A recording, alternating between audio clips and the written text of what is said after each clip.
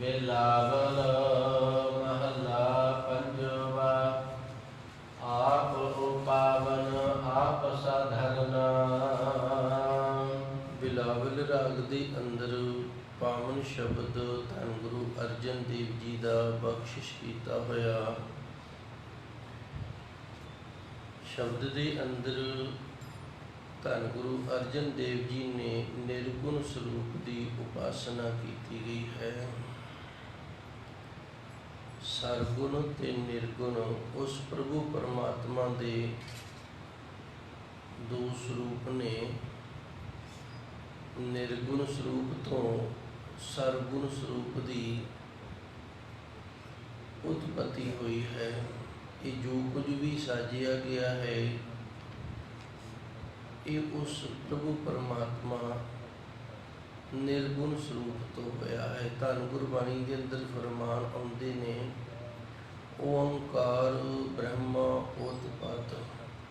उस निर्गुण स्वरूप तो जिन्हों गुरु नानक देव जी ने ओंकार आखे उस तो ब्रह्मा की उत्पत्ति हुई। ओंकार किया जन चित जिसने फिर साडे अंदर चेतन सत्ता नूं भरिया। वो निरंकार जिसका कोई भी आकार नहीं। ये सारा कुछ निर्गुण स्वरूप तो उत्पन्न होया है। ते गुरु महाराज जी सच्चे सतगुर पावन बाणी दे नाल सानू निर्गुण स्वरूप की ज्ञाता सोझी की दात बख्शिश करते ने। आप उपावन निर्गुण स्वरूप आप ही पैदा करता है। आप सधरना धरना का अर्थ होंदा रखना। सस्सा नाल लग गया श्रेष्ठ हो गए। आप उपावन उस अकाल पुरख वाहिगुरू ने सारी लुकाई नूं आप ही पैदा किया है। ते जितनी भी पैदाइश है उन्होंने बड़े श्रेष्ठ तरीके दे नाल सुधार करके जोग थां ते रखिया गया है। असी वेखदे हां साडा शरीर उस परमात्मा ने साजना कीता है। फिर इस शरीर के अंग बनाए ने ते सारे अंग ने जिहड़े बड़े जोग ने। बड़ी श्रेष्ठताई दे नाल इन्हां नूं शरीर दे नाल जोड़िया गया है। अखां ने इन्हां ने अग्गा वेखना हुंदा है दूर वेखना हुंदा है उच्चियां लाइयां गईयां ने। पैर ने इन्हां ने तुरना हुंदा है ये नीवे लाए गए ने। हत्थां ने उचाई ते निवान दोवां थावां तो पकड़ना हुंदा है। थल्लों भी पकड़ना है उपरों भी पकड़ना है। इन्होंने भी गुरु महाराज जी ने जोग थां ते लाया। सो सच्चे सतगुर गुरु अर्जन देव जी निर्गुण स्वरूप की उपासना करते हुए पावन शब्द के नाल सानू प्रेरते ने। आप उपावन जितना कुछ भी पैदा होया है असी वेखते हाँ उसनूं पैदा करने वाला आप निर्गुण स्वरूप है। आप सुधरना ते आप ही अपने पैदा किए हुए नूं श्रेष्ठताई दे नाल धारण करने वाला है जी। आप करावन दोष ना लेना। साडे तो करवांदा भी वो आप ही दोष ना लेना। अपने सिर ते दोष नहीं लैंदा। आप करावन प्रभु परमात्मा आप करवाउण वाला है। आप ही साडे तो करवांदा है दोष ना लेना। पर यह वेखो उनकी वड्डी वडियाई है वो अपने सिर ते दोष नहीं लैंदा। जो कुछ भी हो रहा है जो कुछ भी करवा रहा है करवा वो परमात्मा रहा है। निर्गुण स्वरूप करवा रहा है। पर करवाए हुए का जिहड़ा दोष है ना ये जीव ते आ जाता है मनुख ते हुंदा है। इहदे तो करवाउण वाला वो है ते करवाए हुए दे विच प्रभु परमात्मा आप दोषी नहीं हुंदा। असी वेखदे हां प्राणी मात्र ने दुनिया के अंदर जदों जांदे ने शरीर छड्ड के जांदे ने। शरीर छड्डदे ने ते इस दा कोई ना कोई कारण बनता है। असी फिर उस कारण नूं दोषी ठहराउने हां। जिवें कोई बीमार हो गए बीमार होकर शरीर छड्ड गए दोष ना लेना। तो उस प्रभु परमात्मा ने ये बीमारी लाई है पर उन्हें अपने ते दोष नहीं लिया। इस बीमारी नूं विच जरिया बना के ते शरीर छड्डण दा कारण बन गए। ਇਸ ਤਰ੍ਹਾਂ ਉਹ ਆਪ ਹੀ ਕਰਵਾਉਂਦਾ ਹੈ। ਹੋਰ ਵੀ ਅਨੇਕ ਪ੍ਰਕਾਰ ਦੇ ਕੰਮ ਨੇ ਜੋ ਅਸੀਂ ਕਰਦੇ ਰਹਿੰਦੇ ਹਾਂ, ਚੰਗੇ ਵੀ ਨੇ ਅਤੇ ਮਾੜੇ ਵੀ ਨੇ। ਚੰਗੇ ਕੰਮ ਨੇ ਜਿਹੜੇ ਉਹ ਵੀ ਵਾਹਿਗੁਰੂ ਕਰਵਾਉਂਦਾ ਹੈ ਅਤੇ ਮਾੜੇ ਵੀ ਉਹ ਕਰਵਾਉਂਦਾ। ਦੋਸ਼ ਨਾ ਲੈਣਾ, ਉਹ ਪ੍ਰਭੂ ਪਰਮਾਤਮਾ ਕੀਤੇ ਤੇ ਕਰਵਾਏ ਦੇ ਉੱਤੇ ਕਦੇ ਫਿਰ ਆਪਣੇ ਸਿਰ ਦੋਸ਼ ਵੀ ਨਹੀਂ ਲੈਂਦਾ ਹੈ ਜੀ। ਆਪਨ ਬਚਨ ਆਪ ਹੀ ਕਰਨਾ। ਇਹ ਬਚਨ ਵੀ ਉਸ ਦੇ ਨੇ, ਜੋ ਆਪਾਂ ਬਚਨ ਬੋਲਦੇ ਹਾਂ ਇਹ ਬਚਨ ਵੀ ਉਸ ਦੇ ਨੇ। ਆਪ ਹੀ ਕਰਨਾ ਅਤੇ ਆਪ ਹੀ ਅਕਾਲ ਪੁਰਖ ਵਾਹਿਗੁਰੂ ਇਹਨਾਂ ਬਚਨਾਂ ਦੇ ਅਨੁਸਾਰ ਕਿਰਿਆ ਕਰਨ ਵਾਲਾ ਹੈ। ਮੁੱਖ ਦੇ ਵਿੱਚੋਂ ਬਚਨ ਕਢਵਾਉਣ ਵਾਲਾ ਵੀ ਉਹ ਹੈ। ਆਪ ਹੀ ਕਰਨਾ ਅਤੇ ਬਚਨਾਂ ਦੇ ਅਨੁਸਾਰ ਫਿਰ ਅੱਗੇ ਜੋ ਕੁਝ ਵੀ ਹੁੰਦਾ ਹੈ ਉਹ ਵੀ ਵਾਹਿਗੁਰੂ ਪਰਮਾਤਮਾ ਆਪ ਹੀ ਕਰਦਾ ਹੈ ਜੀ। ਆਪ ਵਿਭੋ ਆਪ ਹੀ ਜਰਨਾ। ਭਉ ਦਾ ਅਰਥ ਹੁੰਦਾ ਹੈ ਡਰ, ਅਤੇ ਅੱਗੇ ਜਦੋਂ ਬੱਬਾ ਜਾਂ ਵਾਹਵਾ ਲੱਗ ਜੇ ਤੇ ਵਿਸ਼ੇਸ਼ ਪ੍ਰਕਾਰ ਦੇ ਭਉ ਭਾਵ ਜਿਵੇਂ ਕੁਝ ਸਾਡੇ ਤੋਂ ਡਰਦੇ ਨੇ, ਕਈਆਂ ਤੋਂ ਅਸੀਂ ਡਰਦੇ ਹਾਂ, ਸਭ ਤੋਂ ਅਸੀਂ ਡਰਦੇ ਹਾਂ, ਉਹ ਸਾਡੇ ਤੋਂ ਡਰ ਜਾਂਦਾ ਹੈ। ਆਪਣ ਵਿਭੋ ਆਪ ਹੀ ਪਰਮਾਤਮਾ ਨੇ ਇਹ ਜਿਹੜੇ ਡਰ ਨੇ ਪੈਦਾ ਕੀਤੇ ਹੋਏ ਨੇ, ਆਪ ਹੀ ਜਰਨਾ। ਅਤੇ ਫਿਰ ਕਈਆਂ ਦੇ ਵਿੱਚ ਇਸ ਤਰ੍ਹਾਂ ਦੀ ਸਮਰੱਥਾ ਭਰ ਦਿੰਦਾ ਉਹ ਇਹਨਾਂ ਨੂੰ ਜਰ ਵੀ ਜਾਂਦੇ ਨੇ, ਡਰਦੇ ਵੀ ਨਹੀਂ। ਆਪਣ ਵਿਭੋ ਪ੍ਰਭੂ ਪਰਮਾਤਮਾ ਨੇ ਅਨੇਕ ਪ੍ਰਕਾਰ ਦੇ ਡਰ ਨੇ ਜਿਹੜੇ ਦੁਨੀਆ ਦੇ ਅੰਦਰ ਪੈਦਾ ਕੀਤੇ ਹੋਏ ਨੇ। ਉਹ ਡਰ ਰੂਪ ਵੀ ਆਪ ਹੈ। ਆਪ ਹੀ ਜਰਨਾ ਅਤੇ ਆਪ ਹੀ ਇਹ ਡਰ ਨੂੰ ਅੰਦਰ ਜਰ ਲੈਣ ਵਾਲਾ ਹੈ। ਇਸ ਦਾ ਦੂਸਰਾ ਅਰਥ ਇਹ ਵੀ ਕਰਦੇ ਨੇ, ਆਪਣ ਵਿਭੋ। ਵਿਭੋ ਦਾ ਅਰਥ ਹੁੰਦਾ ਵਿਭੂਤੀ, ਧਨ ਦੌਲਤ। ਆਪ ਹੀ ਧਨ ਦੌਲਤ ਬਖਸ਼ਿਸ਼ ਕਰਨ ਵਾਲਾ ਹੈ। ਆਪ ਹੀ ਜਰਨਾ ਅਤੇ ਆਪ ਹੀ ਫਿਰ ਉਸ ਇਤਨੀ ਦੌਲਤ ਨੂੰ ਆਪਣੇ ਅੰਦਰ ਜਰਨ ਵਾਲੀ ਜਿਹੜੀ ਸਮਰੱਥਾ ਹੈ ਨਾ ਉਹ ਪਰਮਾਤਮਾ ਭਰਦਾ ਹੈ। ਕਈ ਸ਼ਬਦ ਹੁੰਦੇ ਨੇ ਉਹਨਾਂ ਦੇ ਅਰਥ ਦੋ ਹੁੰਦੇ ਨੇ, ਜਿਵੇਂ ਵੇਦਨ। ਵੇਦਨ ਦਾ ਅਰਥ ਜਿਹੜਾ ਇਹ ਦਰਦ ਵੀ ਹੈ ਅਤੇ ਵੇਦਨ ਦਾ ਅਰਥ ਗਿਆਨ ਵੀ ਹੈ। ਵੇਦਨ ਦਾ ਅਰਥ ਇਹ ਦਰਦ ਵੀ ਹੈ। ਕਈਆਂ ਥਾਵਾਂ 'ਤੇ ਵੇਦਨ ਦਾ ਅਰਥ ਜਿਹੜਾ ਉਹ ਦਰਦ ਲਾਉਣਾ ਪੈਂਦਾ ਹੈ। ਥਾਵਾਂ 'ਤੇ ਫਿਰ ਵੇਦਨ ਦਾ ਅਰਥ ਜਿਹੜਾ ਉਹ ਗਿਆਨ ਕਰਨਾ ਪੈਂਦਾ ਹੈ। ਆਪਣ ਵਿਭੋ ਇਸੇ ਤਰ੍ਹਾਂ ਇਹ ਵਿਭੋ ਦੇ ਦੋ ਅਰਥ ਨੇ। ਇੱਕ ਅਰਥ ਹੈ ਵਿਸ਼ੇਸ਼ ਪ੍ਰਕਾਰ ਦਾ ਡਰ ਅਤੇ ਦੂਜਾ ਅਰਥ ਜਿਹੜਾ ਉਹ ਹੈ ਵਿਭੂਤੀ। ਉਹ ਪ੍ਰਭੂ ਪਰਮਾਤਮਾ ਧਨ ਦੌਲਤ ਦੇ ਕੇ ਆਪ ਹੀ ਜਰਨਾ ਅਤੇ ਉਸ ਧਨ ਦੌਲਤ ਨੂੰ ਅੰਦਰ ਸਹਾਰਨ ਦੀ ਜਰਨ ਦੀ ਜਿਹੜੀ ਸ਼ਕਤੀ ਭਰਦਾ ਉਹ ਵੀ ਆਪ ਹੀ ਭਰਦਾ ਹੈ ਜੀ।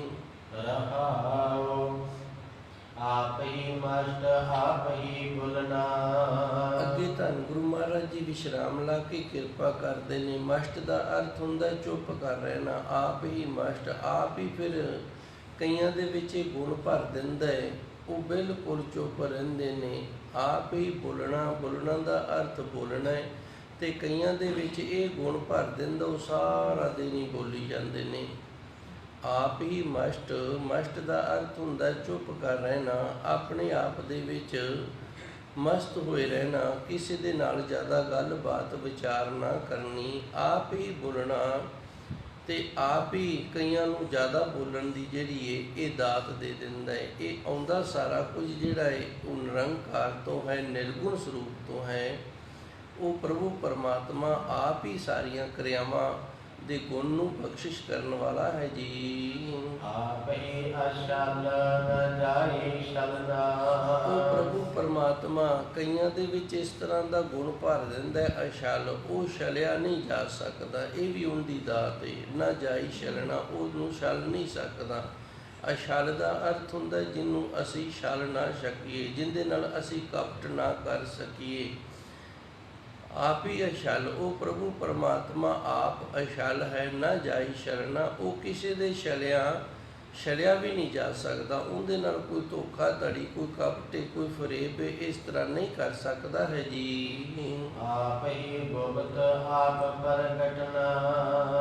ਇਹ ਵੀ ਉਸ ਦਾ ਗੁਣ ਹੈ, ਉਸ ਦੀ ਦਾਤ ਹੈ। ਆਪ ਹੀ ਪ੍ਰਭੂ ਪਰਮਾਤਮਾ ਗੁਪਤ ਰੂਪ ਦੇ ਵਿੱਚ ਅਤੇ ਆਪ ਹੀ ਪ੍ਰਗਟ ਰੂਪ ਦੇ ਵਿੱਚ। ਆਪ ਹੀ ਉਹ ਕਿਸੇ ਨੂੰ ਗੁਣ ਭਰ ਦਿੰਦਾ ਹੈ, ਉਹ ਗੁਪਤ ਰਹਿੰਦਾ ਹੈ। ਆਪ ਹੀ ਕਿਸੇ ਨੂੰ ਗੁਣ ਭਰ ਦਿੰਦਾ, ਉਹ ਦੁਨੀਆ ਦੇ ਵਿੱਚ ਪ੍ਰਗਟ ਹੋ ਜਾਂਦਾ ਹੈ। ਇਹ ਨਿਰਗੁਣ ਸਰੂਪ ਪਰਮਾਤਮਾ ਅਕਾਲ ਪੁਰਖ ਵਾਹਿਗੁਰੂ ਹੈ। ਇਹਨੂੰ ਕੱਲ੍ਹ ਵੀ ਦਾਸ ਨੇ ਥੋੜ੍ਹਾ ਜਿਹਾ ਸਮਝਾਉਣ ਦਾ ਯਤਨ ਕੀਤਾ ਸੀ ਤੇ ਅੱਜ ਵੀ ਥੋੜ੍ਹੀ ਜਿਹੀ ਕੋਸ਼ਿਸ਼ ਕਰਦੇ ਹਾਂ ਆਪਾਂ, ਜੇ ਗੱਲ ਦੀ ਸਮਝ ਆ ਜਾਵੇ।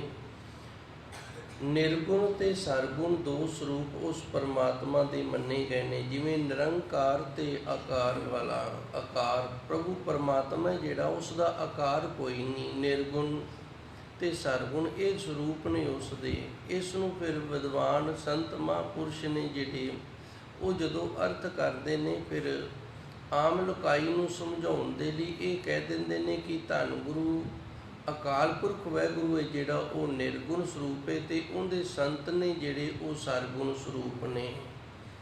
ਇਹਨੂੰ ਇਸ ਤਰ੍ਹਾਂ ਸਮਝ ਲਓ ਜਿਵੇਂ ਧੰਨ ਗੁਰੂ ਗ੍ਰੰਥ ਸਾਹਿਬ ਮਹਾਰਾਜ ਜੀ ਇਹ ਨਿਰਗੁਣ ਸਰੂਪ ਨੇ ਤੇ ਸੰਗਤ ਹੈ ਜਿਹੜੀ ਇਹ ਸਰਗੁਣ ਸਰੂਪ ਹੈ। ਨਿਰਗੁਣ ਸਰੂਪ ਹੈ, ਇਹ ਆਪ ਕੁਝ ਵੀ ਕਿਰਿਆ ਨਹੀਂ ਕਰਦਾ ਤੇ ਸੰਗਤ ਹੈ ਜਿਹੜੀ ਇਹ ਸਾਰੀ ਕਿਰਿਆ ਕਰਦੀ ਹੈ ਗੁਰੂ ਮਹਾਰਾਜ ਜੀ ਦੀ। ਇਹ ਸਰਗੁਣ ਸਰੂਪ ਹੈ ਜਿਹੜਾ, ਇਹਦੇ ਵਿੱਚ ਜਿਹੜੀ ਸ਼ਕਤੀ ਹੈ ਉਹ ਨਿਰਗੁਣ ਸਰੂਪ ਤੋਂ ਆਉਂਦੀ ਹੈ। ਜਿਵੇਂ ਕੋਈ ਗੁਰਮੁਖ ਪਿਆਰਾ ਬਾਣੀ ਪੜ੍ਹਦਾ ਹੈ, ਬਾਣੀ ਪੜ੍ਹਦਿਆਂ ਉਹਦੇ ਅੰਦਰ ਦਾ ਜੋ ਪਰਿਵਰਤਨ ਹੁੰਦਾ ਹੈ, ਅੰਦਰ ਦਾ ਜੋ ਸੁਧਾਰ ਹੁੰਦਾ ਹੈ, ਅੰਦਰ ਜੋ ਅਵਸਥਾ ਬਣਦੀ ਹੈ, ਅੰਦਰ ਜੋ ਗੁਰੂ ਦੀ ਕਿਰਪਾ ਦੇ ਨਾਲ ਆਨੰਦ ਜਾਂ ਸਕੂਨ ਬਣਦਾ ਹੈ, ਇਹ ਉਸ ਨਿਰਗੁਣ ਸਰੂਪ ਤੋਂ, ਸੱਚੇ ਸਤਿਗੁਰ ਦੀ ਪਾਵਨ ਬਾਣੀ ਤੋਂ, ਗੁਰੂ ਮਹਾਰਾਜ ਜੀ ਦੀ ਰਹਿਮਤ ਕਿਰਪਾ ਦੇ ਨਾਲ ਹੁੰਦਾ ਹੈ। ਭਗਤ ਕਬੀਰ ਨੇ ਆਪਣੀ 52 ਅੱਖਰੀ ਦੇ ਅੰਦਰ ਜੋ ਗੌੜੀ ਰਾਗ ਦੇ ਅੰਦਰ ਰਚਨਾ ਕੀਤੀ ਹੈ, ਉੱਥੇ ਵੀ ਸਮਝਾਉਣ ਦਾ ਯਤਨ ਕੀਤਾ ਨਿਰਗੁਣ ਤੇ ਸਰਗੁਣ ਸਰੂਪ ਨੂੰ। ਭਗਤ ਕਬੀਰ ਜੀ ਕਹਿੰਦੇ ਨੇ ਇਹ ਅੱਖਰ ਖਿਰ ਜਾਏਂਗੇ। ਉਹ ਪ੍ਰਭੂ ਪਰਮਾਤਮਾ ਜਿਹੜਾ ਨਿਰਗੁਣ ਹੈ ਨਾ, ਉਸ ਦੀ ਵਡਿਆਈ ਉਪਾਸਨਾ ਇਹਨਾਂ ਅੱਖਰਾਂ ਦੇ ਵਿੱਚ ਕੀਤੀ ਨਹੀਂ ਜਾ ਸਕਦੀ। ਅਸੀਂ ਜਦੋਂ ਬੋਲਦੇ ਹਾਂ ਉਦੋਂ ਵੀ ਅੱਖਰਾਂ ਨਾਲ ਬੋਲਿਆ ਜਾਂਦਾ ਹੈ। ਅੱਖਰੀ ਗਿਆਨ ਗੀਤ ਗੁਣ ਗਾਹਾ, ਗੁਰੂ ਮਹਾਰਾਜ ਸਾਨੂੰ ਦੱਸ ਰਹੇ ਨੇ ਅਸੀਂ ਨਕਾਰ ਨਹੀਂ ਹੋ ਸਕਦੇ, ਨਕਾਰੇ ਨਹੀਂ ਹੋ ਸਕਦੇ, ਨਾ ਮਨਾ ਨਹੀਂ ਕਰ ਸਕਦੇ, ਕਿਉਂਕਿ ਗੁਰੂ ਨਾਨਕ ਦੇਵ ਜੀ ਨੇ ਸਾਨੂੰ ਸਿਖਾ ਦਿੱਤਾ, ਦੱਸ ਦਿੱਤਾ ਅੱਖਰੀ ਗਿਆਨ ਗੀਤ ਗੁਣ ਗਾ। ਜਿਤਨਾ ਵੀ ਗਿਆਨ ਗਾਇਨ ਕੀਤਾ ਜਾਂਦਾ ਹੈ, ਪ੍ਰਾਪਤ ਕੀਤਾ ਜਾਂਦਾ ਹੈ, ਉਹ ਅੱਖਰਾਂ ਤੋਂ ਹੁੰਦਾ ਹੈ। ਇਹ ਅੱਖਰ ਖਿਰ ਜਾਏਂਗੇ। ਜਿਨ੍ਹਾਂ ਅੱਖਰਾਂ ਤੋਂ ਉਸ ਦਾ ਗਿਆਨ ਪ੍ਰਾਪਤ ਹੁੰਦਾ ਹੈ, ਇਹ ਅੱਖਰ ਨੇ ਜਿਹੜੇ ਖਿਰ ਜਾਣਗੇ। ਉਹ ਅੱਖਰ ਇਨਮੇ ਨਾ ਹੈ, ਉਹ ਨਾ ਖਰਨ ਵਾਲਾ ਹੈ ਨਾ ਜਿਹੜਾ ਪ੍ਰਭੂ ਪਰਮਾਤਮਾ, ਉਹ ਇਹਨਾਂ ਅੱਖਰਾਂ ਦੇ ਵਿੱਚ ਬਿਆਨ ਹੀ ਨਹੀਂ ਕੀਤਾ ਜਾ ਸਕਦਾ। ਤੇ ਗੁਰੂ ਅਰਜਨ ਦੇਵ ਜੀ ਨੇ ਵੀ ਕੱਲ੍ਹ ਸ਼ਬਦ ਦੇ ਵਿੱਚ ਕਿਰਪਾ ਕੀਤੀ ਸੀ। ਸੱਚੇ ਸਤਿਗੁਰ ਦੱਸਦੇ ਸਨ ਐਸੋ ਗਿਆਨ ਬਿਰਲੋ ਹੀ ਪਾਏ। ਇਹ ਨਿਰਗੁਣ ਸਰੂਪ ਦਾ ਜਿਹੜਾ ਗਿਆਨ ਹੈ ਨਾ, ਇਹ ਕੋਈ ਵਿਰਲਾ ਹੀ ਪ੍ਰਾਪਤ ਕਰੇਗਾ। ਇਹ ਸਾਰਿਆਂ ਨੂੰ ਇਸ ਗੱਲ ਦੀ ਸਮਝ ਨਹੀਂ ਆਏਗੀ। ਧੰਨ ਗੁਰੂ ਮਹਾਰਾਜ ਜੀ ਸੱਚੇ ਸਤਿਗੁਰ ਇੱਥੇ ਵੀ ਸਾਨੂੰ ਅੱਜ ਦੂਜੇ ਸ਼ਬਦ ਦੇ ਨਾਲ ਵੀ ਇਹੀ ਦੱਸਦੇ ਨੇ, ਆਪ ਹੀ ਮਸਟ। ਕਿਸੇ ਦੇ ਵਿੱਚ ਚੁੱਪ ਰਹਿਣ ਦੀ ਸਮਰੱਥਾ ਹੀ ਨਹੀਂ ਹੈਗੀ। ਤੇ ਫਿਰ ਉਹ ਚੁੱਪ ਰਹਿੰਦਾ ਕਿਵੇਂ ਹੈ? ਇਹ ਸਮਰੱਥਾ ਨਿਰਗੁਣ ਸਰੂਪ ਤੋਂ ਆਈ ਹੈ। ਆਪ ਹੀ ਬੋਲਣਾ, ਕਿਸੇ ਦੇ ਵਿੱਚ ਬੋਲਣ ਦੀ ਸਮਰੱਥਾ ਹੀ ਨਹੀਂ ਹੈਗੀ। ਇਹ ਸਮਰੱਥਾ ਆਈ ਕਿੱਥੋਂ ਹੈ? ਇਹ ਨਿਰਗੁਣ ਸਰੂਪ ਤੋਂ ਆਈ ਹੈ। ਆਪ ਹੀ ਅਛਲ ਨਾ ਜਾਈ ਸ਼ਰਣਾ। ਉਹ ਪ੍ਰਭੂ ਪਰਮਾਤਮਾ ਅਛਲ ਹੈ, ਉਹਨੂੰ ਛਲ ਕਪਟ ਦੇ ਨਾਲ ਛਲਿਆ ਵੀ ਨਹੀਂ ਜਾ ਸਕਦਾ ਹੈ ਜੀ। ਆਪ ਹੀ ਗੁਪਤ ਆਪ ਪ੍ਰਗਟਨਾ। ਆਪ ਹੀ ਉਹ ਪ੍ਰਭੂ ਪਰਮਾਤਮਾ ਗੁਪਤ ਰੂਪ ਦੇ ਵਿੱਚ ਤੇ ਆਪ ਹੀ ਫਿਰ ਪ੍ਰਗਟ ਰੂਪ ਦੇ ਵਿੱਚ। ਜਦੋਂ ਪ੍ਰਹਲਾਦ ਭਗਤ ਨੂੰ ਅਨੇਕ ਪ੍ਰਕਾਰ ਦੇ ਤਸੱਦਦ ਦਿੱਤੇ ਜਾਂਦੇ ਸਨ, ਤਸਈਏ ਦੇ ਰਹੇ ਸਨ, ਤੇ ਉਦੋਂ ਉਹ ਪ੍ਰਭੂ ਪਰਮਾਤਮਾ ਨਿਰਗੁਣ ਸਰੂਪ ਗੁਪਤ ਰੂਪ ਦੇ ਵਿੱਚ ਸੀ। ਤੇ ਫਿਰ ਜਦੋਂ ਉਹਦੀ ਰੱਖਿਆ ਕੀਤੀ, ਨਰਸਿੰਘ ਰੂਪ ਧਾਰਨ ਕੀਤਾ, ਇਹ ਸਰਗੁਣ ਸਰੂਪ 'ਚ ਆ ਗਿਆ। ਉਹਨੂੰ ਸਰਗੁਣ ਸਰੂਪ ਦੇ ਵਿੱਚ ਆਣ ਕੇ ਪ੍ਰਗਟ ਹੋ ਗਿਆ। ਜਦੋਂ ਪ੍ਰਗਟ ਹੁੰਦਾ ਉਦੋਂ ਸਰਗੁਣ ਸਰੂਪ ਦੇ ਵਿੱਚ ਹੋ ਜਾਂਦਾ ਹੈ, ਤੇ ਜਦੋਂ ਗੁਪਤ ਹੁੰਦਾ ਉਦੋਂ ਨਿਰਗੁਣ ਸਰੂਪ ਦੇ ਵਿੱਚ। ਉਹ ਪ੍ਰਭੂ ਪਰਮਾਤਮਾ ਫਿਰ ਆਪਣੀ ਇਹ ਦਾਤ ਜਿਹੜੀ ਇਹ ਜੀਵਾਂ ਦੇ ਵਿੱਚ ਭਰ ਕੇ ਤੇ ਉਹਨਾਂ ਨੂੰ ਗੁਪਤ ਰਹਿਣ ਦੇ ਯੋਗ ਬਣਾ ਦਿੰਦਾ ਹੈ। ਆਪ ਪ੍ਰਗਟਣਾ ਤੇ ਆਪ ਹੀ ਫਿਰ ਕਿਰਪਾ ਕਰਦਾ ਹੈ। ਉਹ ਜੀਵਾਂ ਦੇ ਵਿੱਚ ਦਾਤ ਪਾ ਕੇ ਤੇ ਉਹਨਾਂ ਨੂੰ ਸੰਸਾਰ ਦੇ ਵਿੱਚ ਪ੍ਰਗਟ ਕਰਦਾ ਹੈ ਜੀ। ਆਪ ਹੀ ਘਟ ਘਟ ਆਪ ਅਲਿਪਨਾ। ਉਹ ਪ੍ਰਭੂ ਪਰਮਾਤਮਾ ਸਾਰੇ ਸਰੀਰਾਂ ਦੇ ਵਿੱਚ ਹੈ। ਨਿਰਗੁਣ ਸਰੂਪ ਸਾਰਿਆਂ ਸਰੀਰਾਂ ਦੇ ਵਿੱਚ ਹੈ। ਤੇ ਅਲਿਪਨਾ ਦਾ ਅਰਥ ਹੁੰਦਾ ਹੈ ਜਿਹੜਾ ਲਪਾਇਮਾਨ ਨਹੀਂ, ਜਿਹੜਾ ਲਿਬੜਦਾ ਨਹੀਂ। ਜਿਵੇਂ ਕੋਈ ਕਮਰਾ ਇਸ ਤਰ੍ਹਾਂ ਦਾ ਹੋਵੇ ਜਿਵੇਂ ਭਗਤ ਕਬੀਰ ਜੀ ਕਹਿੰਦੇ ਨੇ, ਕਾਜਲ ਕੀ ਕੋਠਰੀ, ਕਾਜਲ ਕਾਲਖ ਦੀ ਬਣੀ ਹੋਈ ਕੋਠੀ ਹੋਵੇ ਤੇ ਅਸੀਂ ਉਹਦੇ ਵਿੱਚ ਪ੍ਰਵੇਸ਼ ਕਰੀਏ ਤੇ ਸਾਨੂੰ ਕਾਲਖ ਜ਼ਰੂਰ ਹੀ ਲੱਗਦੀ। ਜੇ ਅਸੀਂ ਦੀਵਾਰ ਦੇ ਨਾਲ ਨਾ ਲੱਗਾਂਗੇ, ਛੱਤ ਦੇ ਨਾਲ ਨਾ ਲੱਗਾਂਗੇ ਤੇ ਜਿਹੜੀ ਧਰਤੀ ਉੱਥੇ ਪੈਰ ਤਾਂ ਫਿਰ ਰੱਖਾਂਗੇ, ਪੈਰਾਂ ਨੂੰ ਤਾਂ ਕਾਲਸ ਲੱਗ ਹੀ ਜਾਣੀ ਹੈ। ਪਰ ਉਹ ਪ੍ਰਭੂ ਪਰਮਾਤਮਾ ਜਿਹੜਾ, ਉਹਨੂੰ ਇਸ ਤਰ੍ਹਾਂ ਕਾਲਸ ਨਹੀਂ ਲੱਗਦੀ। ਉਹ ਨਿਰਲੇਪ ਹੈ, ਉਹ ਅਲਪਣਾ ਹੈ, ਆਪ ਹੀ ਘਟ ਘਟ ਹੈ ਸਾਡੇ ਸਾਰਿਆਂ ਦੇ ਅੰਦਰ, ਸਾਰੇ ਸਰੀਰਾਂ ਦੇ ਅੰਦਰ। ਤੇ ਆਪ ਉਹ ਇਸ ਪ੍ਰਕਾਰ ਦੀ ਜਿਹੜੀ ਸਾਡੇ ਸਰੀਰਾਂ ਦੀ ਮੈਲ ਹੈ, ਪਾਪਾਂ ਦੀ, ਔਗਣਾਂ ਦੀ, ਉਹਦੇ ਤੋਂ ਰਹਿਤ ਹੈ ਜੀ। ਆਪੇ ਅਵਗਤ ਆਪ ਸੰਗ ਰਚਨਾ, ਉਹ ਪ੍ਰਭੂ ਪਰਮਾਤਮਾ ਵਿਅਕਤੀਗਤ ਤੋਂ ਵੀ ਰਹਿਤ ਹੈ ਤੇ ਆਪ ਹੀ ਸਾਰੀ ਰਚਨਾ ਉਸਨੇ ਕੀਤੀ। ਰਚਨਾ ਜਿਤਨੀ ਵੀ ਰਚਨਾ ਹੋਈ ਹੈ ਨਾ, ਇਹ ਸਾਰੀ ਰਚਨਾ ਉਹਦੇ ਨਾਲ ਹੀ ਹੋਈ। ਆਪ ਸੰਗ ਰਚਨਾ, ਆਪ ਹੀ ਨਾਲ ਰਚਨ ਵਾਲਾ ਹੈ, ਆਪ ਹੀ ਨਾਲ ਜਚਨ ਵਾਲਾ ਹੈ ਤੇ ਆਪ ਹੀ ਵਿਅਕਤੀਗਤ ਜਿਹੜੇ ਗੁਣ ਨੇ ਉਹਨਾਂ ਤੋਂ ਰਹਿਤ ਹੈ ਜੀ। ਕਹੋ ਨਾਨਕ ਪ੍ਰਭ ਕੇ ਸਭ ਜਚਨਾ। ਧੰਨ ਗੁਰੂ ਮਹਾਰਾਜ ਜੀ ਰਹਿਮਤ ਕਰਦੇ ਨੇ, ਪ੍ਰਭੂ ਪਰਮਾਤਮਾ ਤੋਂ ਅਸੀਂ ਸਾਰੇ ਹੀ ਮੰਗਣ ਵਾਲੇ ਹਾਂ। ਪ੍ਰਭ ਕੇ ਸਭ ਜਚਨਾ, ਪ੍ਰਭੂ ਪਰਮਾਤਮਾ ਤੋਂ ਅਸੀਂ ਸਾਰੇ ਮੰਗਣ ਵਾਲੇ। ਇਸ ਦੇ ਵੀ ਦੋ ਅਰਥ ਨੇ। ਜਚਨਾ ਦਾ ਅਰਥ ਹੁੰਦਾ ਜਚ ਜਾਣਾ, ਚੰਗਾ ਲੱਗਣਾ, ਤੇ ਜਚਨਾ ਦਾ ਅਰਥ ਜਾਚਣਾ ਵੀ ਹੈ, ਮੰਗਣਾ ਵੀ ਹੈ। ਕਹੋ ਨਾਨਕ ਪ੍ਰਭ ਕੇ ਸਭ ਜਚਨਾ, ਉਹ ਪ੍ਰਭੂ ਪਰਮਾਤਮਾ ਦੇ ਅਸੀਂ ਸਾਰੇ ਹਾਂ ਤੇ ਉਹਨੂੰ ਸਾਰੇ ਹੀ ਚੰਗੇ ਲੱਗਦੇ ਨੇ। ਉਹਨੇ ਇਸ ਸੰਸਾਰ ਦੀ ਜੋ ਰਚਨਾ ਕੀਤੀ ਹੈ, ਇਸ ਦੇ ਵਿੱਚ ਜਿਤਨੇ ਪ੍ਰਕਾਰ ਦੇ ਵੀ ਵਾਹਿਗੁਰੂ ਪਰਮਾਤਮਾ ਨੇ ਉਤਪਤੀ ਕੀਤੀ ਹੈ, ਜੀਵ ਬਣਾਏ ਨੇ, ਸਾਰੇ ਉਹਨੂੰ ਚੰਗੇ ਲੱਗਦੇ ਹਨ ਜੀ। ਬਿਲਾਵਲ ਮਹੱਲਾ ਪੰਜਵਾ, ਭੂਲੇ ਮਾਰਗ ਜਿਨਹਿ ਬਤਾਇਆ। ਪਾਵਨ ਸ਼ਬਦ ਦੇ ਅੰਦਰ ਧੰਨ ਗੁਰੂ ਮਹਾਰਾਜ ਜੀ ਸੱਚੇ ਸਤਿਗੁਰ ਕਿਰਪਾ ਕਰਦੇ ਨੇ। ਪਹਿਲੂ ਦੋ ਸ਼ਬਦ ਸਨ, ਇਹ ਗੁਰਬਾਣੀ ਦੀ ਵੱਡੀ ਵਡਿਆਈ ਹੈ। ਸੱਚੇ ਸਤਿਗੁਰ ਜਦੋਂ ਕੋਈ ਪ੍ਰਸੰਗ ਬਦਲਦੇ ਨੇ ਨਾ, ਉੱਥੇ ਮੰਗਲਾਚਰਨ ਕਰਦੇ ਨੇ। ਇੱਕ ਓੰਕਾਰ ਸਤਿਗੁਰ ਪ੍ਰਸਾਦ, ਇਹ ਮੰਗਲਾਚਰਨ, ਵਸਤੂ ਨਿਰਦੇਸ਼ਕ ਮੰਗਲਾਚਰਨ ਜਦੋਂ ਦਰਜ ਹੋਏਗਾ, ਉਦੋਂ ਸ਼ਬਦਾਂ ਦਾ ਜਿਹੜਾ ਨਾ ਉਹ ਸੁਭਾਅ ਬਦਲ ਜਾਏਗਾ। ਸ਼ਬਦਾਂ ਦਾ ਜੋ ਵਿਖਿਆਨ ਹੈ ਉਹ ਬਦਲ ਜਾਏਗਾ। ਸ਼ਬਦਾਂ ਦੇ ਅੰਦਰ ਜੋ ਪ੍ਰਸੰਗ ਲੈ ਕੇ ਗੁਰੂ ਮਹਾਰਾਜ ਜੀ ਜਿਸ ਪ੍ਰਯੋਜਨ ਦੇ ਨਾਲ ਚੱਲਦੇ ਨੇ ਉਹ ਬਦਲ ਜਾਏਗਾ। ਇਹ ਪਾਵਨ ਸ਼ਬਦ ਧੰਨ ਗੁਰੂ ਅਰਜਨ ਦੇਵ ਜੀ ਮਹਾਰਾਜ ਜੀ ਦੇ ਕੱਲ੍ਹ ਦੇ ਪ੍ਰਾਰੰਭ ਹੋਏ ਨੇ। ਕੱਲ੍ਹ ਆਪਾਂ ਇੱਕ ਸ਼ਬਦ ਦੀ ਵਿਚਾਰ ਕੀਤੀ ਸੀ। ਪਹਿਲੇ ਦੋ ਸ਼ਬਦ ਨੇ ਜਿਹੜੇ, ਉਹਨਾਂ ਦੇ ਵਿੱਚ ਸੱਚੇ ਸਤਿਗੁਰੂ ਨੇ ਨਿਰਗੁਣ ਸਰੂਪ ਦੀ ਉਪਾਸਨਾ ਕੀਤੀ ਹੈ, ਨਿਰਗੁਣ ਸਰੂਪ ਦੀ ਵਡਿਆਈ ਕੀਤੀ ਹੈ। ਤੇ ਨਿਰਗੁਣ ਤੋਂ ਸਰਗੁਣ ਹੈ ਜਿਹੜਾ, ਇਹ ਸਾਨੂੰ ਦੱਸਿਆ। ਥੋੜ੍ਹਾ ਜਿਹਾ ਹੋਰ ਮੈਂ ਯਤਨ ਕਰਦਾ। ਅਸੀਂ ਵਾਹਿਗੁਰੂ ਵਾਹਿਗੁਰੂ ਜਪਦੇ ਹਾਂ, ਵਾਹਿਗੁਰੂ ਨਿਰਗੁਣ ਹੈ, ਵਾਹਿਗੁਰੂ ਨਿਰਗੁਣ ਹੈ। ਅਸੀਂ ਸਾਰੇ ਵਾਹਿਗੁਰੂ ਵਾਹਿਗੁਰੂ ਜਪਦੇ ਹਾਂ, ਬਾਣੀ ਪੜ੍ਹਦੇ ਹਾਂ, ਬਾਣੀ ਨਿਰਗੁਣ ਹੈ।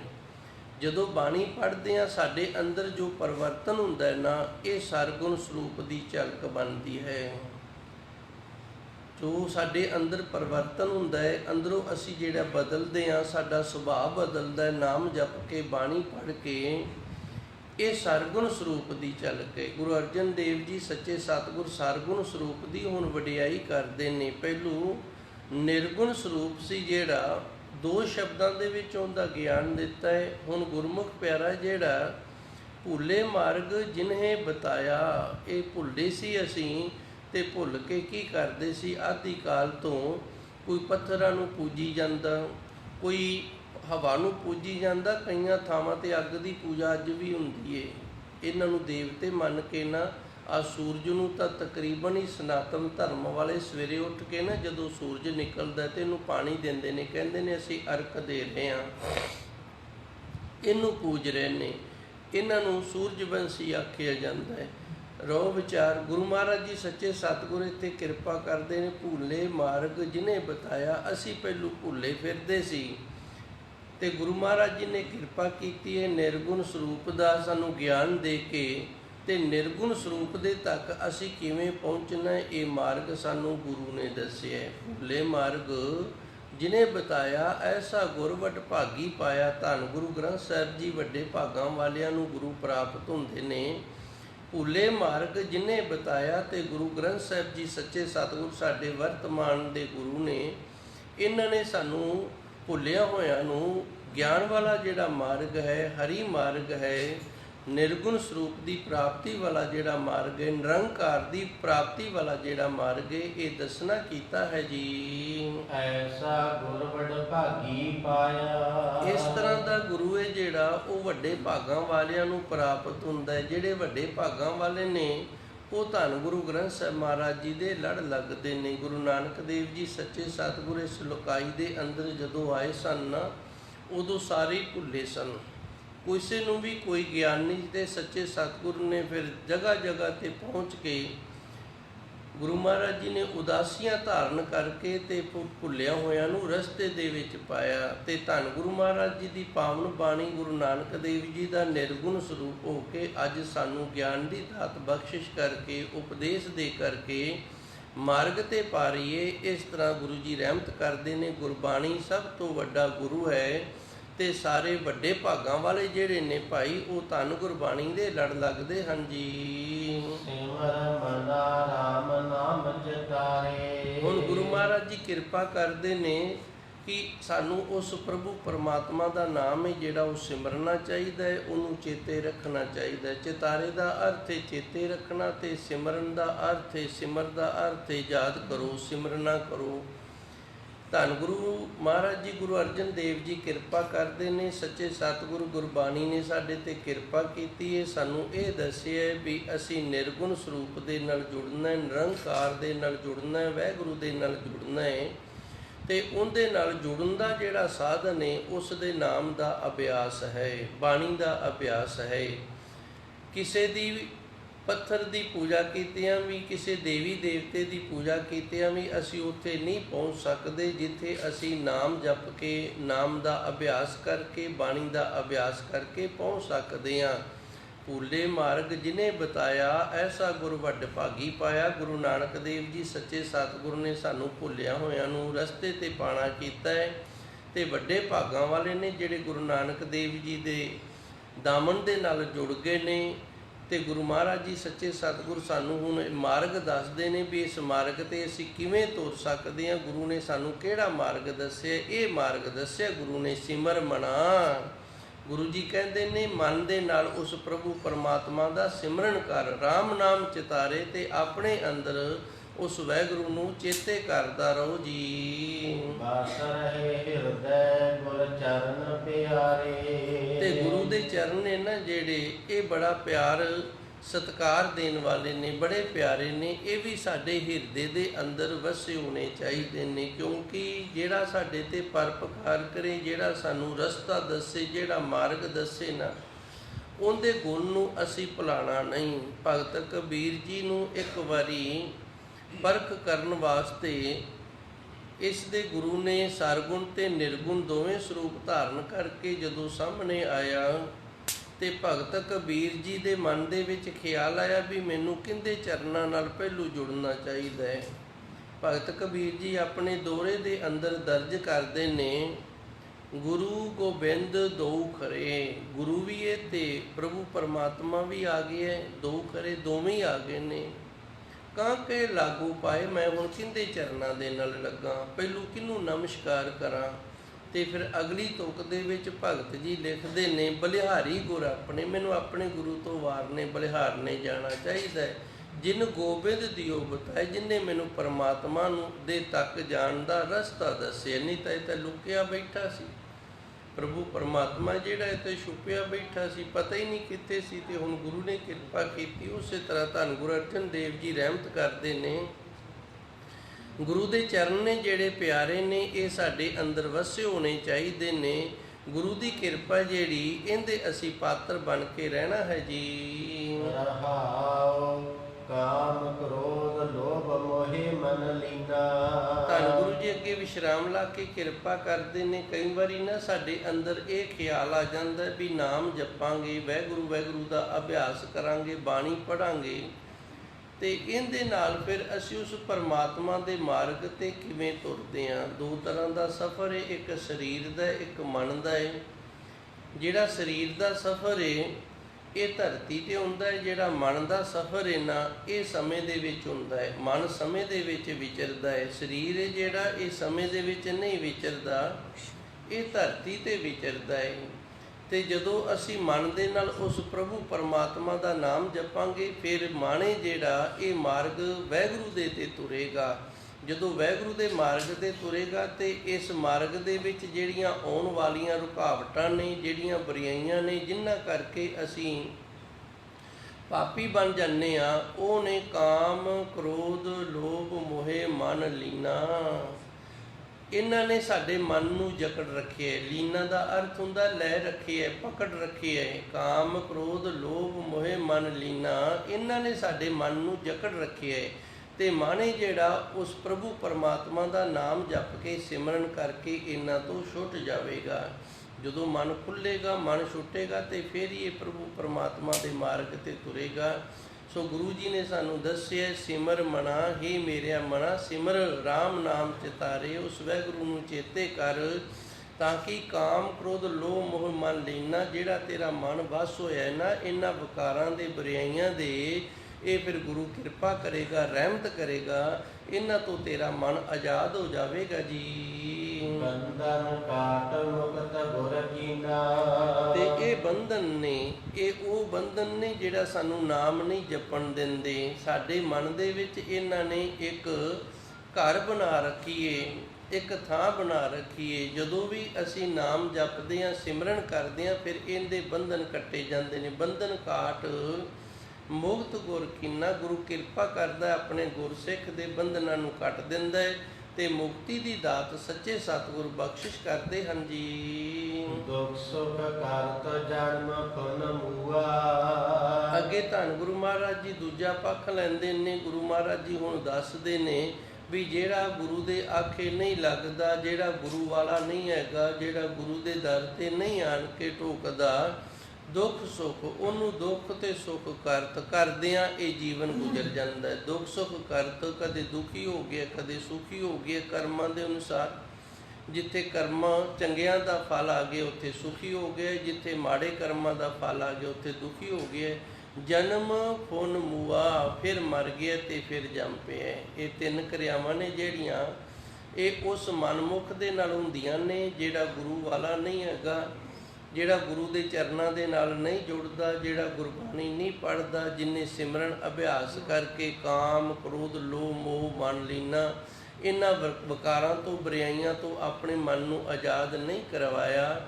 ਦੁੱਖ ਸੁੱਖ ਕਰਤ, ਉਹਦਾ ਜੀਵਨ ਹੈ ਜਿਹੜਾ ਕਦੇ ਦੁਖੀ ਤੇ ਕਦੇ ਸੁਖੀ ਹੋ ਕੇ ਗੁਜ਼ਰ ਜਾਂਦਾ ਹੈ। ਫੁਨ ਮੂਆ, ਫਿਰ ਮਰ ਜਾਂਦਾ ਹੈ। ਤੇ ਫੁਨ ਜਨਮ, ਤੇ ਫਿਰ ਜਨਮ ਲੈ ਲੈਂਦਾ, ਅੱਗੇ ਹੋਰ ਜੂਨ ਹੈ ਜਿਹੜੀ ਉਹਦੇ ਵਿੱਚ ਚਲਾ ਜਾਂਦਾ। ਦਾਸ ਨੇ ਇੱਕ ਦਿਨ ਛੋਟਾ ਜਿਹਾ ਸਵਾਲ ਕੀਤਾ ਸੀ ਕਿ ਇਸ ਸੰਸਾਰ ਦੇ ਅੰਦਰ ਦੋ ਯਾਤਰੀ ਨੇ। ਅਸੀਂ ਸਾਰੇ ਜਿਹੜੇ ਆ ਆਏ ਤਾਂ ਯਾਤਰਾ ਕਰਨ ਵਾਲੇ ਆ, ਪਰ ਸਾਡੀ ਗਿਣਤੀ ਜਿਹੜੀ ਉਹ ਯਾਤਰੀਆਂ ਦੇ ਵਿੱਚ ਨਹੀਂ ਹੈਗੀ। ਦੋ ਹੀ ਯਾਤਰੀ ਮੰਨੇ ਗਏ ਨੇ, ਇੱਕ ਸੰਤ ਤੇ ਇੱਕ ਭਗਤ। ਸੰਤ ਜਿਹੜੇ ਉਹ ਸਾਡਾ ਭਲਾ ਕਰਨ ਵਾਸਤੇ, ਜਨ ਆਮਨ ਕਾ ਇਹ ਸੁਆਓ, ਸੰਤ ਨੇ ਜਿਹੜੇ ਉਹ ਇਸ ਸੁਆਓ ਦੇ ਨਾਲ ਆਉਂਦੇ ਨੇ, ਇਸ ਮਤਲਬ ਦੇ ਨਾਲ ਆਉਂਦੇ ਨੇ ਕਿ ਸਾਡੇ ਮਨ ਦੇ ਵਿੱਚ ਉਸ ਪ੍ਰਭੂ ਪਰਮਾਤਮਾ ਦਾ ਨਾਮ ਹੈ ਜਿਹੜਾ ਉਹ ਵਸੇ ਤੇ ਅਸੀਂ ਗੁਰੂ ਮਾਰਗ ਤੇ ਤੁਰੀਏ। ਉਹ ਆਪਣੀ ਯਾਤਰਾ ਪੂਰੀ ਕਰਕੇ ਚਲੇ ਜਾਂਦੇ ਨੇ। ਤੇ ਦੂਸਰਾ ਭਗਤ ਹੈ ਜਿਹੜਾ, ਉਹਦੇ ਤੇ ਗੁਰੂ ਦੀ ਕਿਰਪਾ ਹੋ ਜਾਂਦੀ ਹੈ। ਉਹ ਪ੍ਰਭੂ ਪਰਮਾਤਮਾ ਦੇ ਨਾਮ ਦੇ ਨਾਲ ਜੁੜ ਕੇ ਭਗਤੀ ਕਰਕੇ ਉਹ ਵੀ ਆਪਣੀ ਯਾਤਰਾ ਪੂਰੀ ਕਰਕੇ ਤੇ ਪਰਮਾਤਮਾ 'ਚ ਅਭੇਦ ਹੋ ਜਾਂਦਾ ਹੈ। ਬਾਕੀ ਅਸੀਂ ਕੋਈ ਵੀ ਹੈ ਨਾ ਜਿਹੜੇ, ਅਸੀਂ ਆਪਣੀ ਯਾਤਰਾ ਨੂੰ ਅਧੂਰੇ ਹੀ ਲਈ ਫਿਰਦੇ ਹਾਂ, ਅਸੀਂ ਯਾਤਰੀ ਨਹੀਂ ਹੈਗੇ। ਇਸ ਦੇ ਲਈ ਦਾਸ ਨੇ ਇੱਕ ਨੁਕਤਾ ਦਿੱਤਾ ਸੀ, ਜਿਵੇਂ ਅਸੀਂ ਗਏ ਹਾਂ ਅੰਮ੍ਰਿਤਸਰ ਸਾਹਿਬ ਯਾਤਰਾ ਤੇ ਦਰਸ਼ਨ ਦਿਦਾਰੇ ਕਰਨ ਵਾਸਤੇ। ਉੱਥੇ ਗਏ ਹਾਂ ਤੇ ਅਸੀਂ ਉੱਥੇ ਹੀ ਰੇਹੜੀ ਲਾ ਲਈਏ, ਉੱਥੇ ਹੀ ਆਪਣਾ ਕਾਰੋਬਾਰ ਤੋਰ ਲਿਆ, ਤੇ ਹੁਣ ਅਸੀਂ ਯਾਤਰੀ ਥੋੜ੍ਹੀ, ਅਸੀਂ ਤੇ ਉੱਥੇ ਜਾ ਕੇ ਕਬਜ਼ਾ ਕਰਕੇ ਬਹਿ ਗਏ ਹਾਂ। ਉਸੇ ਤਰ੍ਹਾਂ ਇਸ ਧਰਤੀ ਤੇ ਅਸੀਂ ਆਏ ਸੀਗੇ ਆਪਣਾ ਜੀਵਨ ਸਫਲ ਕਰਨ ਵਾਸਤੇ, ਆਪਣੀ ਯਾਤਰਾ ਨੂੰ ਸਫਲ ਕਰਨ ਵਾਸਤੇ, ਪਰ ਇਸ ਧਰਤੀ ਦੇ ਨਾਲ ਅਸੀਂ ਇਸ ਤਰ੍ਹਾਂ ਦਾ ਮੋਹ ਪਾ ਲਿਆ ਕਿ ਧਰਤੀ ਨੂੰ ਛੱਡ ਕੇ ਜਾਣ ਦਾ ਨਾਂ ਹੀ ਨਹੀਂ ਲੈਂਦੇ। ਕਦੇ ਕਿਸੇ ਜੂਨ ਦੇ ਵਿੱਚ, ਕਦੇ ਕਿਸੇ ਜੂਨ ਦੇ ਵਿੱਚ ਦੁੱਖ ਸੁੱਖ ਕਰਤ, ਇਸ ਤਰ੍ਹਾਂ ਜੂਨਾਂ ਦੇ ਵਿੱਚ ਦੁੱਖ ਤੇ ਸੁੱਖ ਕਰਦੇ ਹੋਇਆਂ ਜਿਹੜੀ ਜੂਨ ਪੂਰੀ ਕਰ ਲੈਂਦੇ ਹਾਂ। ਫੁਨ ਮੂਆ, ਫਿਰ ਮਰ ਜਾਈਦਾ ਹੈ। ਫੁਨ ਜਨਮ, ਤੇ ਫਿਰ ਉਹ ਮਰ ਕੇ ਅੱਗੇ ਹੋਰ ਜੂਨ ਮਿਲ ਜਾਂਦੀ, ਪਰ ਅਸੀਂ ਆਪਣੀ ਯਾਤਰਾ ਨੂੰ ਸਫਲ ਕਰਕੇ ਸੰਸਾਰ ਤੋਂ ਜਾਂਦੇ ਨਹੀਂ। ਨਾ ਜਾਣ ਦਾ ਕਾਰਨ ਹੈ ਜਿਹੜਾ ਬੰਧਨ, ਕਾਟ ਮੁਕਤ ਗੁਰ ਕੀਨਾ, ਸਾਨੂੰ ਬੰਧਨ ਪਿਆ ਹੋਇਆ ਹੈ, ਕਰਮਾਂ ਦਾ ਬੰਧਨ ਨੇ, ਵਿਕਾਰਾਂ ਬੁਰਾਈਆਂ ਦਾ ਬੰਧਨ ਨੇ, ਇਹ ਬੰਧਨ ਪਿਆ ਹੋਇਆ। ਹੁਣ ਬੰਧਨ ਟੁੱਟੇ ਕਿਵੇਂ? ਗੁਰ ਚਰਨ ਪਿਆਰੇ, ਅਸੀਂ ਗੁਰੂ ਮਹਾਰਾਜ ਜੀ ਦੇ ਚਰਨ ਨੇ ਨਾ ਜਿਹੜੇ, ਉਹਨਾਂ ਦੇ ਨਾਲ ਪਿਆਰ ਨਹੀਂ ਕਰਦੇ। ਗੁਰੂ ਦੇ ਚਰਨਾਂ ਦੇ ਨਾਲ ਪਿਆਰ ਕਰੀਏ ਤੇ ਗੁਰੂ ਦੇ ਚਰਨਾਂ ਦਾ ਪਿਆਰ ਹੈ ਜਿਹੜਾ ਉਹ ਸਾਨੂੰ ਪ੍ਰਾਪਤ ਹੋਵੇ, ਸਾਡੇ ਮਨ ਦੇ ਵਿੱਚ ਵਸੇ ਜੀ। ਚਰਨ ਕਮਲਪੁਰ ਆਸ਼ਰਮ ਦੀਆ। ਹੁਣ ਗੁਰੂ ਮਹਾਰਾਜ ਜੀ ਰਹਿਮਤ ਕਰਦੇ ਨੇ ਜਿਨ੍ਹਾਂ ਨੂੰ ਸੱਚੇ ਸਤਿਗੁਰ ਦੇ ਚਰਨਾਂ ਕਮਲਾਂ ਦਾ ਆਸਰਾ ਮਿਲ ਗਿਆ। ਆਸ਼ਰਮ ਦਾ ਅਰਥ ਹੁੰਦਾ ਹੈ ਸਹਾਰਾ, ਆਸਰਾ ਮਿਲ ਜਾਣਾ। ਚਰਨ ਕਮਲ ਗੁਰ ਆਸ਼ਰਮ ਦੀਆ, ਗੁਰੂ ਨੇ ਕਿਰਪਾ ਕੀਤੀ ਹੈ ਆਪਣੇ ਚਰਨਾਂ ਕਮਲਾਂ ਦਾ, ਜਿਨ੍ਹਾਂ ਗੁਰਮੁਖ ਪਿਆਰਿਆਂ ਨੂੰ ਆਸਰਾ ਦਿੱਤਾ ਹੈ, ਉਹ ਫਿਰ ਗੁਰੂ ਦੇ ਚਰਨਾਂ ਕਮਲਾਂ ਦੇ ਆਸਰੇ ਦੇ ਨਾਲ ਆਪਣੀ ਯਾਤਰਾ ਨੂੰ, ਆਪਣੇ ਜੀਵਨ ਨੂੰ ਸਫਲ ਕਰ ਲੈਂਦੇ ਹਨ ਜੀ। ਅਗਨ ਸਾਗਰ ਬੂੜਤ ਸੰਸਾਰਾ। ਧੰਨ ਗੁਰੂ ਜੀ ਰਹਿਮਤ ਕਰਦੇ ਨੇ, ਸੰਸਾਰ ਹੈ ਜਿਹੜਾ ਇਹ ਅੱਗ ਦਾ ਸਾਗਰ ਹੈ, ਤੇ ਇਸ ਅੱਗ ਦੇ ਸਾਗਰ ਦੇ ਵਿੱਚ ਅਸੀਂ ਸਾਰੇ ਹੀ ਡੁੱਬ ਰਹੇ ਹਾਂ। ਬੂੜਤ ਸੰਸਾਰਾ, ਇਹ ਸਾਰਾ ਸੰਸਾਰ ਹੈ ਜਿਹੜਾ ਇਹ ਅੱਗ ਦੇ ਸਾਗਰ ਦੇ ਵਿੱਚ ਡੁੱਬ ਰਿਹਾ ਹੈ। ਗੁਰੂ ਮਹਾਰਾਜ ਜੀ ਨੇ ਰਹਿਮਤ ਕੀਤੀ ਹੈ। ਹੰਸ ਹੇਤ ਲੋਭ ਕੋਪ ਚਾਰੇ ਨਦੀਆਂ ਅੱਗ, ਪਵਹਿ ਦਜੇ ਨਾਨਕਾ ਤਰੀਏ ਕਰਮੀ ਲੱਗ।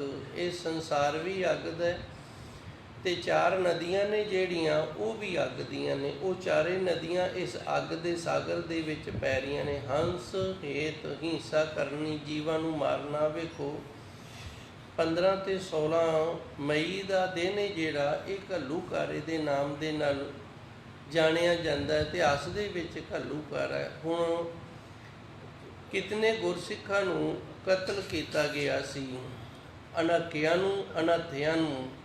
ਕਾਹਦੇ ਵਾਸਤੇ? ਹੰਸ, ਸਿਰਫ ਹੰਗਤਾ ਵਾਸਤੇ। ਹੰਸ, ਸਾਡੇ ਅੰਦਰ ਹੰਗਤਾ। ਹੰਸ ਸ਼ਬਦ ਬਣਿਆ ਨਾ ਜਿਹੜਾ, ਇਹਦਾ ਅਰਥ ਹਿੰਸਾ ਕਰ ਲੈਂਦੇ ਨੇ, ਭਾਵ ਅਤਿਆਚਾਰ ਕਰ ਲੈਂਦੇ ਨੇ। ਤੇ ਅਤਿਆਚਾਰ ਕਰਦਾ ਕੌਣ ਹੈ? ਹੰਸਾ, ਜਿੰਦੇ ਅੰਦਰ ਹੰਕਾਰ ਹੈ। ਜਿਹੜਾ ਮਨੁੱਖ ਹੰਕਾਰੀ ਹੈ ਨਾ, ਉਹ ਹੱਤਿਆ ਕਰੇਗਾ। ਤੇ ਹੰਕਾਰ ਕਿਵੇਂ ਆਉਂਦਾ ਹੈ? ਜਾਂ ਤਾਂ ਭਾਈ ਫਿਰ ਇਸ ਤਰ੍ਹਾਂ ਪਦਵੀ ਦਾ ਹੰਕਾਰ ਹੁੰਦਾ ਵੀ ਮੇਰੇ ਕੋਲ ਵੱਡੀ ਪਦਵੀ ਹੈ ਤੇ ਸਾਰੇ ਮੇਰੇ, ਜਾਂ ਫਿਰ ਆਪਣੇ ਰਾਜ ਨੂੰ ਵਧਾਉਣ ਦਾ ਹੰਕਾਰ ਹੁੰਦਾ, ਮੈਂ ਆਪਣੇ ਰਾਜ ਨੂੰ ਵਧਾਵਾਂ। ਇਸ ਤਰ੍ਹਾਂ ਜਿਹੜੇ ਮਨੁੱਖ ਦੇ ਅੰਦਰ ਹੰਕਾਰ ਹੈ, ਫਿਰ ਉਹ ਹਿੰਸਾ ਕਰਦਾ, ਉਹ ਅਤਿਆਚਾਰ ਕਰਦਾ। ਹੰਸ ਹੇਤ, ਹੇਤ ਕਹਿੰਦੇ ਨੇ ਪਿਆਰ ਨੂੰ। ਗੁਰੂ ਮਹਾਰਾਜ ਜੀ ਨੇ ਇਹਨੂੰ ਵੀ ਗੁਨਾਹ ਮੰਨਿਆ। ਇਹ ਗੁਨਾਹ ਕਦੋਂ ਬਣਦਾ ਹੈ?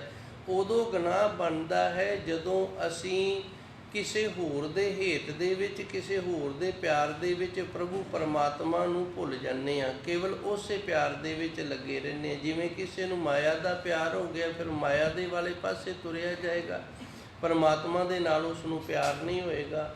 ਜੇ ਕਿਸੇ ਨੂੰ ਪਰਿਵਾਰ ਦਾ ਪਿਆਰ ਹੋਇਆ ਤੇ ਫਿਰ ਉਹ ਪਰਿਵਾਰ ਵਾਲੇ ਪਾਸੇ ਤੁਰਿਆ ਰਹੇਗਾ। ਇਸੇ ਤਰ੍ਹਾਂ ਜਿੰਦੇ ਨਾਲ ਹੇਤ ਹੋ ਗਿਆ ਨਾ, ਉਸ ਪਾਸੇ ਤੁਰ ਪਵੇਗਾ। ਗੁਰੂ ਮਹਾਰਾਜ ਜੀ ਨੇ ਇਸ ਨੂੰ ਉਦੋਂ ਬਰਿਆਈ ਮੰਨਿਆ ਜਦੋਂ ਅਸੀਂ ਪ੍ਰਭੂ ਪਰਮਾਤਮਾ ਨੂੰ ਭੁੱਲ ਜਾਂਦੇ ਹਾਂ, ਉਹਨੂੰ ਛੱਡ ਦਿੰਦੇ ਹਾਂ ਤੇ ਸੰਸਾਰ ਦੇ ਅੰਦਰ ਪ੍ਰੇਮ ਕਰ ਬੈਠਦੇ। ਹੰਸ ਹੇਤ ਲੋਭ, ਲੋਭ ਦਾ ਅਰਥ ਹੁੰਦਾ ਹੈ ਆਪਣੇ ਪਾਸ ਜੋ ਹੈ ਉਹਦੇ ਵਿੱਚ ਨਾ ਸੰਤੁਸ਼ਟ ਹੋਣਾ। ਜੋ ਸਾਡੇ ਕੋਲ ਹੈ ਉਹਦੇ ਨਾਲ ਸੰਤੁਸ਼ਟੀ ਨਾ ਧਾਰਨੀ ਤੇ ਹੋਰ ਦੀ ਲਾਲਸਾ ਜਿਹੜੀ ਏ ਅੰਦਰ ਵਧਾ ਕੇ ਰੱਖਣੀ, ਇਸ ਨੂੰ ਲੋਭ ਆਖਿਆ। ਹੰਸ ਹੇਤ ਲੋਭ ਕੋਪ, ਕੋਪ ਕਹਿੰਦੇ ਨੇ ਕ੍ਰੋਧ ਨੂੰ, ਕੋਪ ਆਖਦੇ ਨੇ ਕ੍ਰੋਧ ਨੂੰ। ਮਨੁੱਖ ਦੇ ਅੰਦਰ ਜਦੋਂ ਤੋਂ ਜ਼ਿਆਦਾ ਕ੍ਰੋਧ ਆ ਜਾਂਦਾ, ਗੁੱਸਾ ਆ ਜਾਂਦਾ ਤੇ ਇਹ ਵੀ ਫਿਰ ਮਨੁੱਖ ਨੂੰ ਅੰਦਰੋਂ ਸਾੜਦਾ। ਗੁਰੂ ਅਰਜਨ ਦੇਵ ਜੀ ਨੇ ਤਾਂ ਬਿਲਕੁਲ ਸਪਸ਼ਟੀਕਰਨ ਕਰ ਦਿੱਤਾ ਹੈ। ਕਾਮ ਕ੍ਰੋਧ ਕਾਇਆ ਕੋ ਗੱਲ ਹੈ। ਗੁਰੂ ਮਹਾਰਾਜ ਜੀ ਰਹਿਮਤ ਕਰਦੇ ਨੇ ਵੀ ਜਿਹੜਾ ਕਾਮ ਤੇ ਕ੍ਰੋਧ ਹੈ ਨਾ, ਇਹ ਸਰੀਰ ਦਾ ਨਾਸ ਕਰਦਾ ਹੈ। ਸੋ ਸੱਚੇ ਸਤਿਗੁਰ ਇੱਥੇ ਕਿਰਪਾ ਕਰਦੇ ਨੇ। ਅਗਨ ਸਾਗਰ, ਇਸ ਤਰ੍ਹਾਂ ਭਾਈ ਇਹ ਸੰਸਾਰ ਹੈ ਜਿਹੜਾ, ਇਹ ਸਾਰਾ ਹੈ ਹੀ ਅੱਗ ਦਾ। ਬੂੜਤ ਸੰਸਾਰਾ, ਤੇ ਸਾਰਾ ਸੰਸਾਰ ਹੈ ਜਿਹੜਾ ਇਹ ਇਹਦੇ ਵਿੱਚ ਡੁੱਬ ਰਿਹਾ ਹੈ ਜੀ। ਨਾਨਕ ਬਾਹਾ ਪਕਰ ਸਤਿਗੁਰ ਨਿਸਤਾਰਾ। ਜਿਹੜੇ ਗੁਰਮੁਖ ਪਿਆਰੇ ਗੁਰੂ ਵਾਲੇ ਹੋ ਜਾਂਦੇ ਨੇ, ਗੁਰੂ ਮਹਾਰਾਜ ਜੀ ਕਿਰਪਾ ਕਰਦੇ ਨੇ, ਫਿਰ ਉਹਨਾਂ ਦੀ ਬਾਂਹ ਪਕੜ ਲੈਂਦੇ ਨੇ। ਬਾਂਹ ਪਕੜ ਸਤਿਗੁਰ ਨਿਸਤਾਰਾ। ਜਿਵੇਂ ਇੱਕ ਬੱਚਾ ਹੈ, ਉਹ ਚਿੱਕੜ ਦੇ ਵਿੱਚ ਡਿੱਗਿਆ ਪਿਆ ਏ ਉਹਦੇ ਤੋਂ ਚਿੱਕੜ ਚੋਂ ਨਿਕਲਿਆ ਨਹੀਂ ਜਾ ਸਕਦਾ। ਪਰ ਉਹ ਤਰਲੇ ਲੈਂਦਾ ਹੈ ਵੀ ਕੋਈ ਇਸ ਤਰ੍ਹਾਂ ਦਾ ਗੁਰਮੁਖ ਪਿਆਰਾ ਆਵੇ, ਮੇਰੀ ਬਾਂਹ ਪਕੜੇ, ਮੈਨੂੰ ਇਸ ਚਿੱਕੜ ਚੋਂ ਬਾਹਰ ਕੱਢ ਲਵੇ, ਮੈਂ ਇਸ ਚਿੱਕੜ ਚੋਂ ਨਿਕਲ ਜਾਵਾਂ। ਫਿਰ ਜਦੋਂ ਕੋਈ ਉਸ ਨੂੰ ਨਵਾ ਧਵਾ ਕੇ ਬਾਹਰ ਕੱਢ ਲੈਂਦਾ, ਨਵਾ ਧਵਾ ਕੇ ਸੋਹਣੇ ਵਸਤਰ ਦੇ ਦਿੰਦਾ ਪਾਉਣ ਵਾਸਤੇ, ਉਹ ਫਿਰ ਇਸ ਚਿੱਕੜ ਚੋਂ ਨਿਕਲ ਜਾਂਦਾ ਹੈ ਅਤੇ ਦੁਬਾਰੇ ਫਿਰ ਚਿੱਕੜ ਦੇ ਵਿੱਚ ਨਹੀਂ ਵੜਦਾ, ਕਿਉਂਕਿ ਉਹਨੂੰ ਪਤਾ ਹੈ ਵੀ ਇਹ ਬੁਰਿਆਈ ਹੈ ਅਤੇ ਮੈਂ ਅੱਗੇ ਮਸਾਂ ਨਿਕਲਿਆ। ਇੱਕ ਬੱਚਾ ਹੋਰ ਹੈ, ਉਹਨੂੰ ਉਸ ਦੀ ਮਾਂ ਨੇ ਕੀ ਕੀਤਾ ਹੈ, ਨਵਾ ਧਵਾ ਕੇ ਨਾ ਮੰਜੇ 'ਤੇ ਬਿਠਾਇਆ ਹੈ ਅਤੇ ਉਹਨੂੰ ਰੋਕ ਰਹੀ ਹੈ ਵੀ ਤੂੰ ਚਿੱਕੜ ਦੇ ਵਿੱਚ ਨਾ ਜਾ, ਤੂੰ ਚਿੱਕੜ ਦੇ ਵਿੱਚ ਨਾ ਵੜ, ਲਿਬੜ ਜਾਏਗਾ। ਪਰ ਉਹ ਧੱਕੇ ਦੇ ਨਾਲ ਚਿੱਕੜ ਦੇ ਵਿੱਚ ਵੜਦਾ ਹੈ ਅਤੇ ਫਿਰ ਉਹ ਕਹਿੰਦੀ ਚੰਗਾ ਜਾ, ਤੂੰ ਚਿੱਕੜ 'ਚ ਲਿਬੜ ਕੇ ਵੇਖ ਲਾ। ਸੋ ਇਸੇ ਤਰ੍ਹਾਂ ਧੰਨ ਗੁਰਬਾਣੀ ਸਾਡੀ ਮਾਂ ਹੈ, ਜਿਹੜੇ ਗੁਰਮੁਖ ਪਿਆਰੇ ਅਸੀਂ ਭਾਈ ਚਿੱਕੜ ਦੇ ਵਿੱਚ ਡਿੱਗੇ ਹੋਏ ਹਾਂ ਅਤੇ ਗੁਰੂ ਮਹਾਰਾਜ ਜੀ ਦੇ ਅੱਗੇ ਤਰਲੇ ਲੈਂਦੇ ਹਾਂ, ਸੱਚੇ ਸਤਿਗੁਰ ਸਾਨੂੰ ਕੱਢਣਾ ਕਰ। ਫਿਰ ਗੁਰੂ ਕਿਰਪਾ ਕਰਦਾ, ਸਾਨੂੰ ਇਹਨਾਂ ਵਕਾਰਾਂ ਬੁਰਾਈਆਂ ਦੇ ਚਿੱਕੜ ਦੇ ਵਿੱਚੋਂ ਕੱਢ ਲੈਂਦਾ ਹੈ। ਹੁਣ ਕਈ ਮੇਰੇ ਵਰਗੇ ਨੇ, ਨਹਾਤੇ ਧੋਤੇ ਨੇ, ਸੋਹਣੇ ਚੋਲੇ ਪਾਏ ਨੇ, ਸੋਹਣੇ ਬਾਣੇ ਧਾਰਨ ਕੀਤੇ ਨੇ, ਪਰ ਮਨ ਜਿਹੜਾ ਉਹ ਇਹੀ ਕਰਦਾ ਵੀ ਜੇ ਕਿਤੇ ਆਪਾਂ ਵੀ ਚਿੱਕੜ 'ਚ ਲਿਬੜ ਕੇ ਵੇਖ ਲਈਏ, ਬੁਰਾਈਆਂ 'ਚ ਵੇਖ ਲਈਏ। ਅਤੇ ਫਿਰ ਗੁਰਬਾਣੀ ਕਹਿੰਦੀ ਚੰਗਾ ਭਾਈ ਤੇਰੀ ਮਰਜ਼ੀ ਏ, ਜੇ ਤੂੰ ਲਿਬੜਨਾ ਤੇ ਲਿਬੜ ਕੇ ਹੀ ਵੇਖ ਲਾ। ਨਾਨਕ ਬਾਹਾਂ ਪਕੜ ਸਤਿਗੁਰ ਨਿਸਤਾਰਾ। ਗੁਰੂ ਭਲਾ ਹੁੰਦਾ ਕਰਦਾ ਹੈ ਜਿਸ ਦੇ ਅੰਦਰ ਇਸ ਬੁਰਾਈਆਂ ਦੇ, ਇਸ ਚਿੱਕੜ ਦੇ ਨਿਕਲਣ ਦੀ ਚਾਹਨਾ ਤੇ ਇੱਛਾ ਹੋਵੇ, ਜਿਹੜਾ ਤਰਲੇ ਲੈਂਦਾ ਹੋਵੇ ਵੀ ਗੁਰੂ ਮਹਾਰਾਜ ਜੀ ਹੈ ਤਾਂ ਮੈਂ ਲਿਬੜਿਆ ਹੋਇਆ, ਹੈ ਤਾਂ ਮੈਂ ਚਿੱਕੜ ਦੇ ਵਿੱਚ ਵੜਿਆ ਅਤੇ ਤੂੰ ਮੇਰੇ 'ਤੇ ਕਿਰਪਾ ਕਰ, ਮੈਨੂੰ ਇਹਦੇ ਵਿੱਚੋਂ ਕੱਢਣਾ ਕਰ। ਅਤੇ ਫਿਰ ਗੁਰੂ ਜੀ ਰਹਿਮਤ ਕਰਦੇ ਨੇ, ਸਾਨੂੰ ਬਾਂਹ ਪਕੜ ਕੇ ਸੱਚੇ ਸਤਿਗੁਰ ਸਾਡਾ ਭਲਾ ਕਰ ਦਿੰਦੇ ਨੇ। ਇਤਨੀ ਕੁ ਸੇਵਾ ਸੰਗਤ ਨੇ ਪ੍ਰਵਾਨ ਕਰਨੀ। ਸੱਚੇ ਸਤਿਗੁਰ ਗੁਰੂ ਮਹਾਰਾਜ ਜੀ ਰਹਿਮਤ ਕਰਨ, ਸਾਨੂੰ ਸਾਰਿਆਂ ਨੂੰ ਇਸ ਸੰਸਾਰ ਦੇ ਜੋ ਚਿੱਕੜ ਨਾ, ਇਹਦੇ ਵਿੱਚੋਂ ਬੁਰਾਈਆਂ ਦੇ ਚਿੱਕੜ ਦੇ ਵਿੱਚੋਂ ਬਚਾ ਕੇ ਰੱਖਣ। ਆਪਣੇ ਜਾਣ ਕੇ ਗੁਰੂ ਮਹਾਰਾਜ ਜੀ ਸਾਨੂੰ ਕੱਢ ਲੈਣ। ਦੇਹੋ ਸੱਜਣ ਆਸੀਸੜੀਆ, ਜੋ ਹੋਵੇ ਸਹਿਬ ਸਿਉ ਮੇ।